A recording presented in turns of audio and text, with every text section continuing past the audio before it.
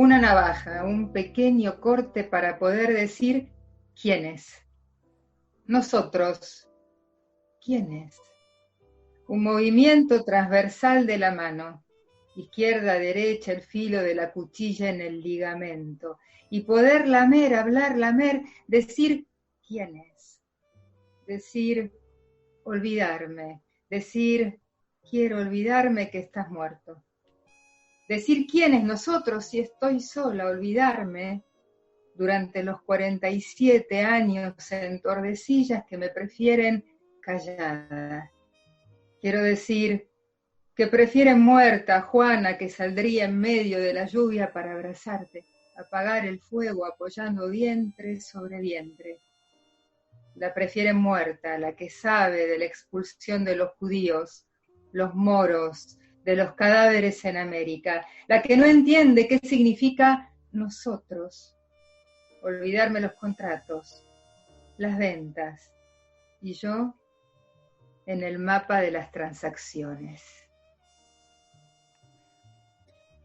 Con nosotros en esta nueva charla en cuarentena, la escritora de Buenos Aires, Ana Arzumanian.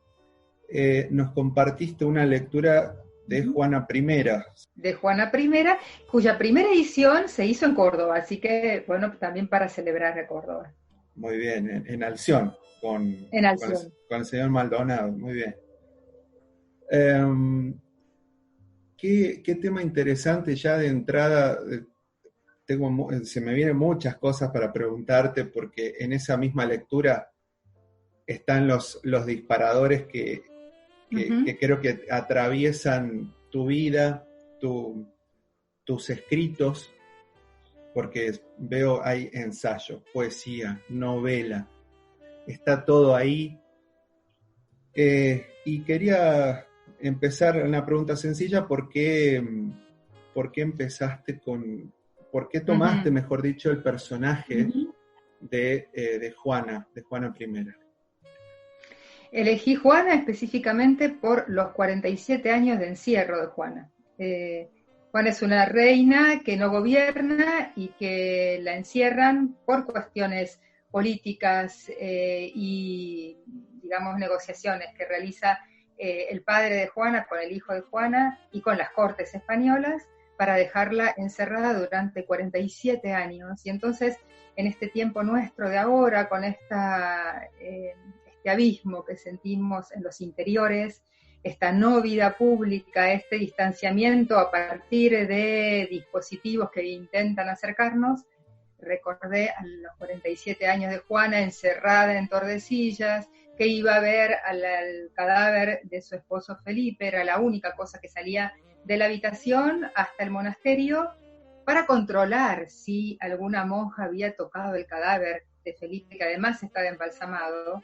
Entonces se cuenta que ella había tirado sobre el cadáver unas arañas que habían tejido una red, y ella controlaba si esa red estaba intacta o si había sido cortada. Entonces quería decir, si había sido cortada, que alguna monja había querido tocar el cadáver de su amado.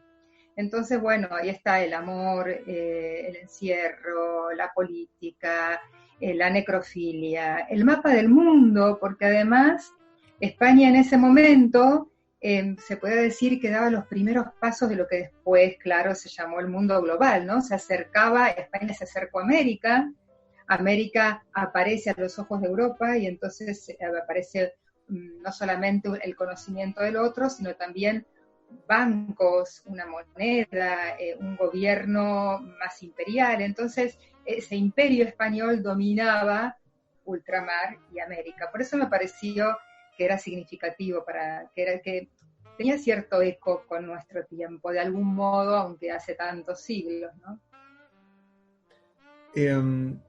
Me decís que de los temas, los que están presentes, por supuesto el principal en este caso, como lo tocaste, es el encierro, pero después está la política, está, bueno, estas intenciones perversas que hay en este caso de las familias, que por ahí se van replicando a través del tiempo en otras instancias, en otras historias cruentas, tanto de personas como de pueblos.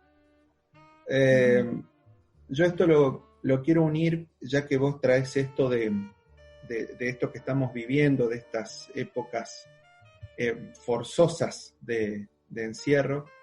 Justo leía este interesante posteo que pusiste en Facebook el otro día, que vos contabas una vivencia tuya de cómo te criaste, y yo quería, si se puede, por supuesto, que me puedas ampliar mejor. O sea, yo más o menos imagino, pero me gustaría que puedas ampliar desde ahí esta cuestión que tiene que ver con la opresión, el encierro y demás. Sí, estos días tocaron una fibra muy personal y muy antigua en el recuerdo, entre comillas, traumático de esos tiempos, del encierro y del vivir con esa sensación de no salida que no era la salida al mundo, sino que era la salida al mundo argentino en realidad. Yo de pequeña me crié en un barrio de la provincia de Buenos Aires, un barrio que estaba completamente habitado por la comunidad armenia, y en ese barrio yo iba a un colegio que además era armenio, entonces iba desde el jardín de infantes hasta el secundario a ese colegio, y era salir de la casa para ir al colegio, que quedaba a 3 cuadras nada más, y en los alrededores de la casa eran los vecinos casi todos, la gente, los dueños de las tiendas armenios, el almacenero, el verdulero, que hablaban además en armenio. En mi casa se hablaba en armenio también y en castellano, pero a mí me hablaban específicamente en armenio. Y no había algo dicho, no es que me decían no salgas a jugar con los chicos de la calle y del barrio, no era dicho así, pero había algo que era tácito, de que si no era armenio, no era parte de la vida de uno. Entonces, los chicos del barrio golpeaban la puerta, o en carnavales, era muy significativo en carnavales, que estaban todos jugando en esa época y empezaban los baldazos de agua y tal, y llamaban y yo me quedaba mirando y no les podía decir porque me daba vergüenza. O sea, recién ahora puedo salir de ese pudor. A mí me daba vergüenza de decir, no puedo salir porque, ¿qué sería? Entre comillas, sos argentino. Tenía que decirle eso, yo tenía que decirle, sos argentino. ¿Cómo le iba a decir? Si se supone también, entre comillas, que yo también soy argentina. O sea, era algo muy loco también eso. Y tampoco había bailes y fuera de ese colegio y fuera de ese mundo. Recién conocí el mundo ya entonces argentino cuando fui a la universidad, que para mí fue un turismo de aventura, más allá de la cuestión académica.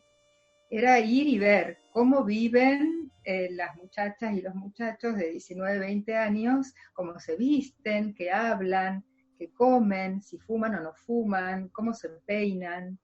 Entonces era muy singular porque era la clase y después en el recreo en general sucede que las chicas van rápido al baño, se peinan y empiezan a conversar, y yo iba al baño para escucharlas, a ver qué decían, después a la noche qué iban a hacer, dónde iban a ir. Y así durante los 5 años que duró la carrera, no es que eso pasó. Y todavía tengo cierta mirada como de extranjera, de que todavía algo del todo no se terminó de cerrar. Y estos días, bueno, claro, estos días se despertó cierta angustia porque yo hice mucho esfuerzo y creo que mucha gente de mi generación, mucho esfuerzo para salir de esa zona un poco esquizofrénica también, ¿no? De vivir en un lugar pero no es, hablar una lengua pero no es la lengua del lugar, estar en un sitio pero querer estar en otro, en fin. Tener un cuerpo aquí, pero pensar que el cuerpo tiene que estar en otro sitio, en relación a lo armenio. Y entonces estos días, cuando se decía quédense en casa y se mostraba esa parte romántica de quedarse en casa, y lo lindo que es quedarse en casa y cocinar y todo eso, yo pensaba, hemos hecho tanto trabajo para salir, que ahora meterse otra vez, bueno, a mí me despierta una zona así. Tengo que, no digo cada día, pero cada tanto de estos días, recomponer esa zona y decir, bueno, esto es otro motivo, estamos por esto, es decir, concientizarlo, de que por qué estoy aquí encerrada hoy día, ¿no? Y que no es aquello. ¿En qué contexto empezaste la universidad, más o menos? Yo empecé en el 79, claro, estaba terminando la dictadura, Uh-huh. comencé en el 80, 79-80, y claro, se sumó el colegio secundario con todas estas cuestiones del el encierro por la comunidad, por lo armenio, también el silencio y el encierro de lo que significó esos días de dictadura, de no hablar, del silencio de salud, de no decir, de que en mi casa me decían, fíjate que no tengas ninguna dirección de nadie, fíjate las libretas, fíjate, guardá, tira los libros, ojo Claro, con lo que tenés. El miedo como ancestral, digamos, de alguna manera. Un miedo, el miedo de las generaciones que venían huyendo de genocidios, más el miedo propio de que se vivía en el país, es decir, un miedo sobre otro miedo, que daba el silencio y callarse. También por eso Juana, ¿no? Que Juana empieza el libro diciendo lo que yo quiero es una boca, porque en realidad lo que quería Juana, pero lo que quería yo, era hablar porque no podía, ¿no? Que no se podía decir algo y a quién se le diría, además, porque además, en cuanto a la lengua armenia, era a quién se le diría si no se entiende, quién es el otro que va a entender lo que yo puedo decir. Y en el medio de la universidad sucedió lo de Malvinas, bueno, en el medio, yo ya estaba en segundo año de la carrera, sucedió lo de Malvinas, y bueno, posteriormente esa gran apertura democrática que se vivió como, yo lo recuerdo como esa gran fiesta, y fue ese día que sucedió. Yo fui especialmente, cuando subió Alfonsín, fui especialmente para ver cómo es que mucha gente está contenta por algo, ¿no? Siempre con esta cuestión casi de espectadora de la escena, ¿no? Y participando apenas por hilachas, con hilachas, de a poco, para que ese tejido sea lo que hoy es, ¿no? Que siento que sí, que tengo una inserción, que estoy incluida en ese mundo. Por eso que este trabajo tan enorme que resultó para mí incluirme, estos días me lleva otra vez a la exclusión, y me abre todos esos miedos que antes estaban, ¿no? Y que claro, con la conciencia entiendo que no es lo mismo, que es otra cuestión, pero en las sensaciones, en la piel, en los afectos, en el cuerpo, se vive de ese modo, o lo vivo de ese modo. Hay siempre, sí, me imagino algo, como lo que acabas de decir, algo que es como una memoria del cuerpo, no aparece, sí, no sabes ni por qué está. Absolutamente así. Es una memoria, el cuerpo es el cuerpo que solo reacciona de determinada manera, y que después uno le pone cierto razonamiento, pero es el cuerpo. Pensaba en esto de que estabas encerrada, vamos a llamarle, en el silencio del silencio. Después vino la apertura de la apertura, es como que se abrió una puerta, yo me imagino tomando esto, una puerta gigante, esas como de los cuentos de Oriente, y que se abre así, que entra todo ese aire fresco, me imagino lo que debe haber sido, y disfrutarlo con toda esa intensidad, y bueno, y ahora un poco volver a eso. Antes de ir al presente, me gustaría que me cuentes qué pasó cuando fuiste la primera vez seguramente a Armenia a conocer y demás, después de haber absorbido todo lo que te habrá contado tus papás, tus abuelos. ¿Qué pasó ahí? Porque hasta ahora estoy contando, lo más interesante que me estás diciendo es esto de, bueno, no, hay muchas cosas, pero lo más sería que sos una observadora. Y ya de la observación ya viene creo yo, el impulso de que en algún lado tenías que volcarlo. Supongo que ahí viene el inicio de la escritura.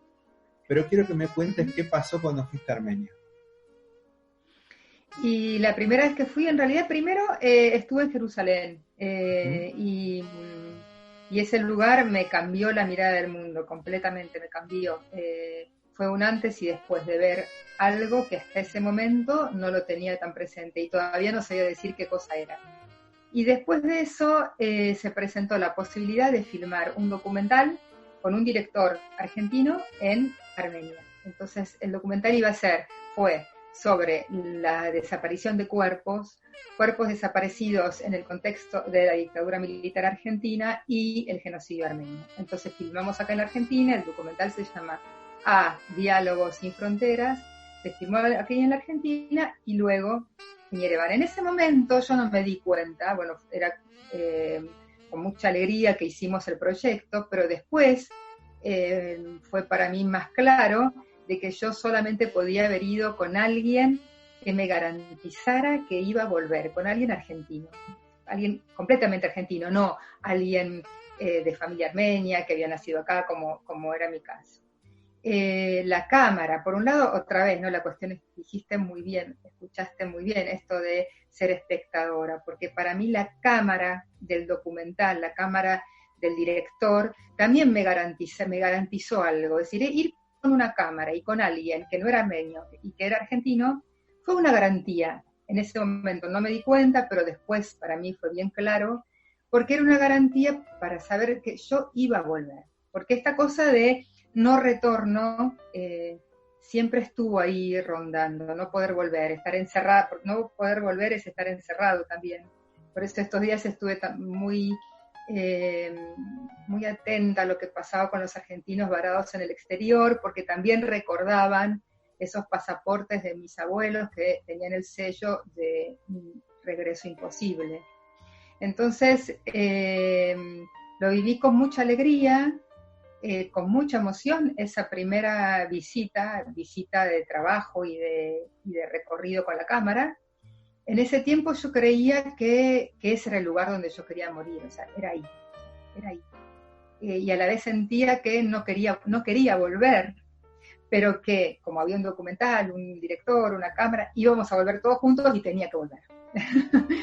Entonces se dieron muchas cosas, fue muy vertiginoso y muy significativo ese viaje, de mucha pero tremenda emoción, porque hasta ese momento, que fue en el 2010, o sea, recién conozco a Armenia en el 2010, hasta ese momento Armenia era un lugar que existía y que no existía, porque en realidad durante mucho tiempo Armenia fue parte de la Unión Soviética y entonces no había, acá en Occidente no conocíamos o no sabíamos mucho de lo que pasaba en la Unión Soviética, no había visitas, viajes, no había posibilidad de intercambios.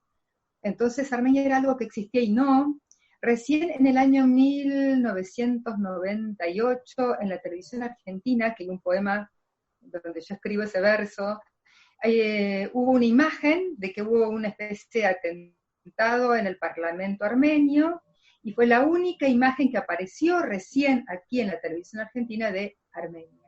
Y yo lo miro, y es la muerte, atentado, el Parlamento desbordándose, pero era tranquilizador para mí, porque abajo en el graph decía Armenia, y entonces decía, bueno, existe Armenia, o sea, no es un invento, no es una ficción de libros, de colegios, de familia, existe y el mundo argentino lo está escuchando.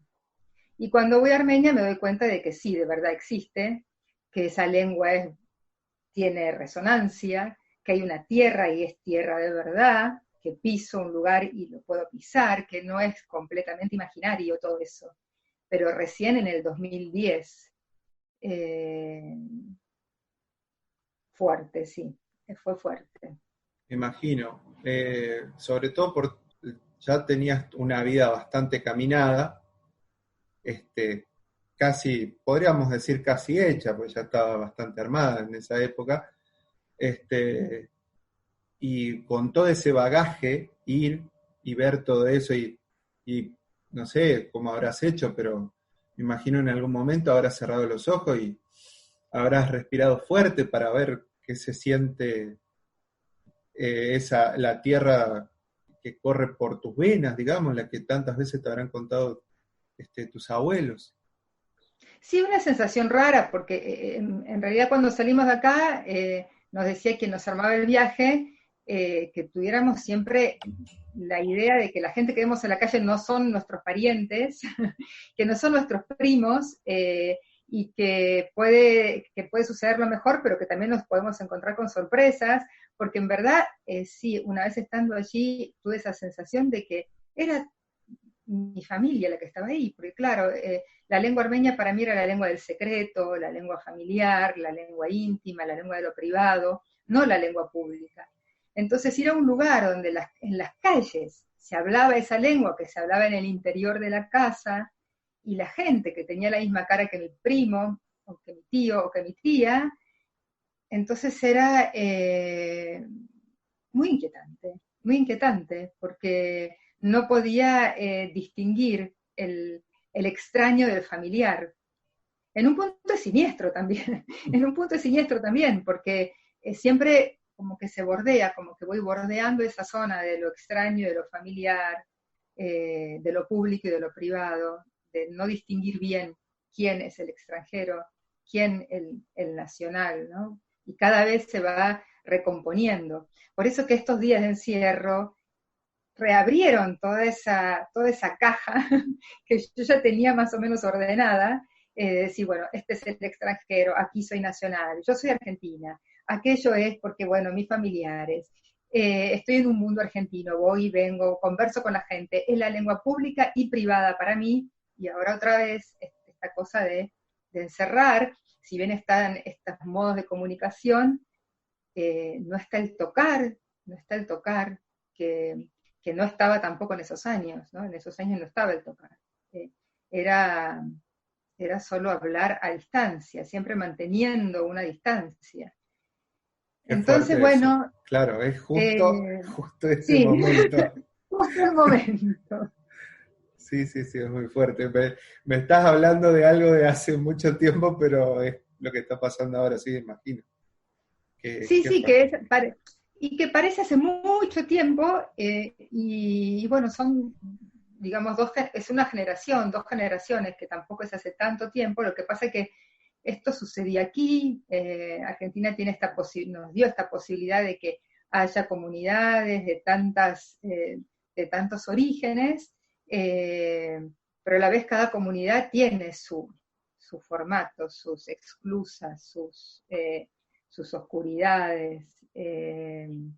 Hace poquito leía, en relación al virus y a la pandemia, hay una página, un sitio armenio donde enseñan palabras de cómo se dice pandemia, cómo se dice virus, etcétera. Y estaban por enseñar la palabra privado en relación a lo público, vida privada, y decían que no encontraban palabra, que en armenio no hay una palabra para decir privado, ¿no? De vida privada. Porque bueno, participa del mundo también de Oriente, cuya vida es más pública, más comunitaria, más que pública, más comunitaria, más de clan, ¿no? Más de clan. Y no tiene esta cosa occidental de lo privado. Que se ha reflejado de alguna manera, o sea, vos lo viviste en tus primeros años de vida, si se quiere. Eso es como una especie de, ese barrio era una especie de gran clan, ¿no? Sí, Se movió un poquito así. Sí. Y el colegio era la gran familia, y la madre de los compañeritos se les decía tía o tío. Y bueno, cuando estuve en Armenia, una forma de saludo de las personas que uno no conoce también, es decir a las mujeres hermana, o a los hombres hermano, que por un lado tiene toda esta cuestión fraterna y de cercanía. Por otro lado, también yo lo leía de una manera también con motivos de deserotizar, ¿no? El encuentro. Cuando uno enseguida saluda, un varón le saluda a otra mujer, enseguida le dice, hola hermana, Ya sí, exacto, ya se disipó. ya, Si había generado algo, alguna cosa ahí a primera vista, ya, hola hermano, listo, ya se cortó. claro. Bueno, no se fijó en mí, qué sé yo, lo que sea. Claro, es el cuerpo también, y el erotismo vivido de otra forma, en lugares donde también, ¿no? En lugares donde la guerra está muy presente, la zona de fronteras están siempre muy en combustión. Armenia, de todas maneras ahora y en ese momento, tenía cerrada muchas de sus fronteras. También Armenia es un lugar de encierro, no tiene salida al mar, tiene solamente dos de sus fronteras abiertas, una medio abierta y la otra sí, pero bueno, la frontera abierta es con Irán, y Irán para Occidente no es el lugar más abierto que se supone. Claro. Entonces, bueno, hay toda una carga sobre los cuerpos también, ¿no?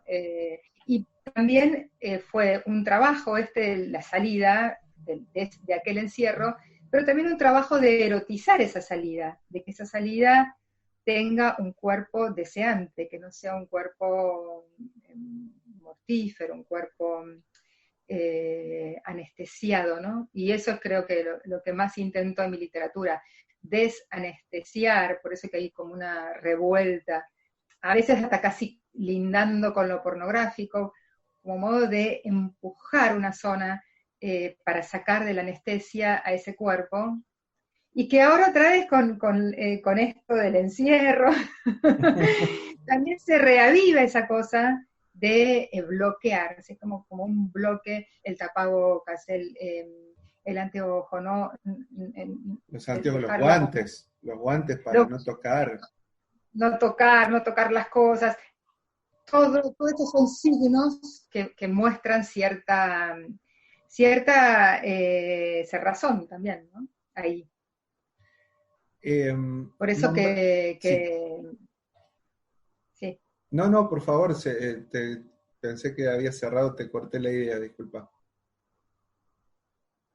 No, digo que por eso estos días tengo una mirada tan crítica sobre esto, y algunos me dicen, pero bueno, es por el bien, porque es una pandemia, se nos está cuidando y demás, pero claro, a mí los cuidados me vienen adheridos a toda una zona hay un filósofo belga que habla sobre la deflación vital, ¿no? Y a mí me viene adherido a esa zona de deflación vital, porque bueno, esas generaciones para sobrevivir tenían un modo, y el modo de cuidado era de no asimilación, que no se asimilara la comunidad con la gran comunidad argentina.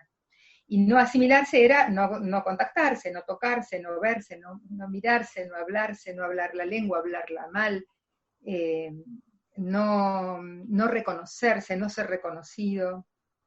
Entonces ahora tengo como una lucha contra eso del guante. Claro, es volver varias décadas atrás de golpe, así, abrir y cerrar los ojos y verte antes de empezar la universidad, más o menos. Claro, sí. Entonces tengo que hacer como un trabajo interno, afectivo interno, decir, bueno, no, Sí. estoy en otras circunstancias.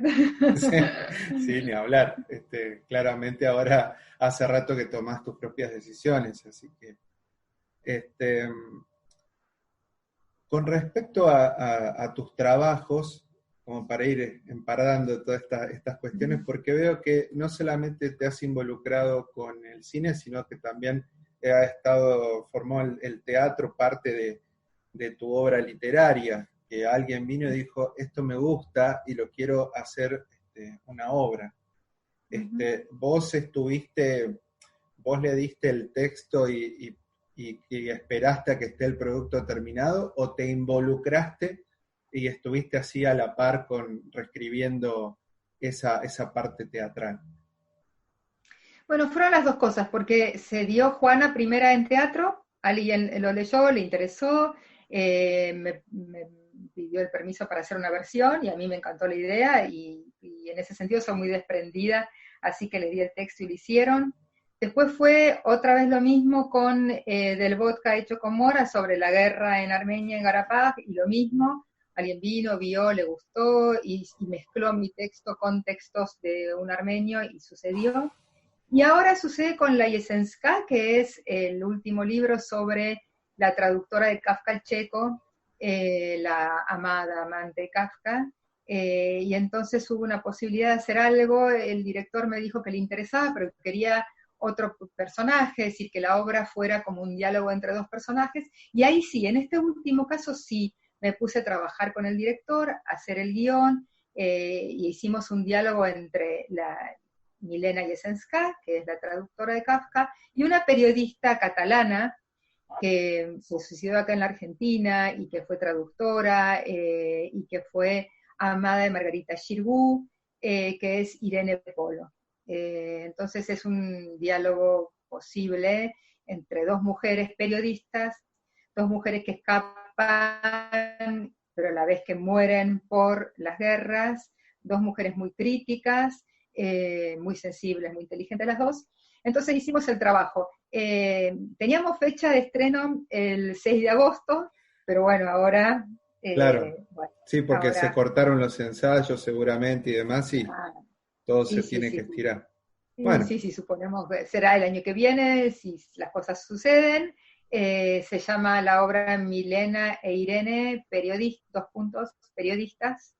Y bueno, y habla de todas estas cosas. Estuvimos trabajando muy bien, porque bueno, en realidad mi ámbito es la literatura, pero tengo una idea últimamente de estar trabajando con lo que yo llamo piezas sensibles, ¿no? Piezas sensibles que son el texto, por supuesto, pero también el canal de YouTube, el canal de SoundCloud, el canal de Vimeo, hacer pequeñas cosas, trabajar con imágenes, trabajar en el teatro, con escenas, eh, todo lo que me facilite esa posibilidad de desanestesiar sería.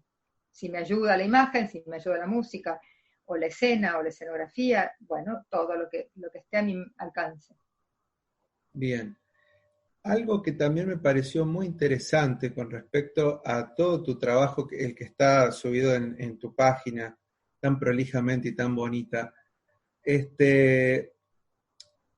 que tenés mucho material que está para descargar, Ah, que sí. lo está totalmente para que el que tenga ganas te lee completo, no un pedacito, los primeros capítulos para ver después comprarlo. ¿Por qué tomaste esa decisión? ¿Qué te llevó a eso? Sí, es una posición en relación a otra vez, a la privacidad del hecho artístico, ¿no? Como la propiedad privada del hecho artístico. ¿De quién es? Lo mismo otra vez, Juana, ¿de quién es ese hecho artístico? Me parece que es algo, yo soy como quien hace el pasaje, yo a través mío pasa el texto o lo que sea, me viene de atrás, pasa, lo que yo quiero es que le llegue a otro. Si queda en mí, o sea, no, es como un agua estancada que siento que se pudre, es un agua estancada que se pudre, no, a mí no me sirve que... quizás porque tempranamente sucedió que mis libros no se vendían, puede ser también, quizás si hubiera sido otra la cuestión, puede ser, no lo sé. Los libros sabemos que esta clase de literatura no están en muy pocas librerías, están en los primeros momentos y después desaparecen. Entonces, los editores tienen cierta política. Entonces me pareció que en lugar de seguir la política del editor, tomar las riendas yo de ese material y tomar otra política, que es liberarlos y que es soltarlos. Para mí, que llegue al otro, que el otro se lo apropie, para mí es la mayor belleza. O sea, es que es lo que quiero. En realidad, otra vez lo mismo, es que quiero tocar al otro. O sea, la cuestión es esa, es así de infantil como esa niña o esa adolescente. Yo quiero tocar al otro. No puedo con algunas herramientas, bueno, lo intento a través de la escritura. Eh, por eso que lo libero, para que el otro sea tocado. No tiene que pagar por eso. No, no. Está bueno, me gustó mucho esa postura que has tomado con respecto al verdadero arte de compartir lo que uno hace y lo que uno siente. Seguro, como también vos lo aclaraste, hay ciertas cosas que te pueden llegar a hacer tomar una decisión. Pero bueno, justo por algo fue y es así, y yo creo que está bien así. Em, me deja pensando en un montón así de cuestiones. me quedo con esto que vos querés que los cuerpos hablen, que los cuerpos se toquen y que el agua fluya para que no se pudra. Me quiero quedar con eso porque son frases tan justas, simples y a la vez tan profundas que me parece que son como justas para ir cerrando esto, porque ya de paso por una cuestión del tiempo, y por supuesto agradecerte tu tiempo de haber compartido un pedacito de tu vida acá en Restos Diurnos, y bueno, yo te invito a que cierres esta charla en cuarentena con el texto que hayas elegido. Muchas gracias Juan Manuel por este momento, que me llevaste a zonas lejanas e íntimas también, y me parece que bueno, estamos seguramente en conexión profunda, porque yo elegí como último texto algo que tiene que ver con lo deseante, con el encierro y lo deseante, así que bueno, ahí voy, que es del libro El ahogadero. Insisten las paredes, abandonan aquello que no huye, la réplica sin rasgos de lo blanco. El frío se desdobla y bebe, ondulante, el resto de luz. Feroz dispersión idéntica hasta la lejanía, hasta la absoluta claridad del puro ver enceguecido. Nadie pasea por las calles. Como una sobreimpresión de grises, de un humo de ciudades no bombardeadas, como una sábana de cuna para una madre que nunca ha parido. Esta falta, este frío erizado de desearte, temblando en el vacío. Muchas gracias, gracias.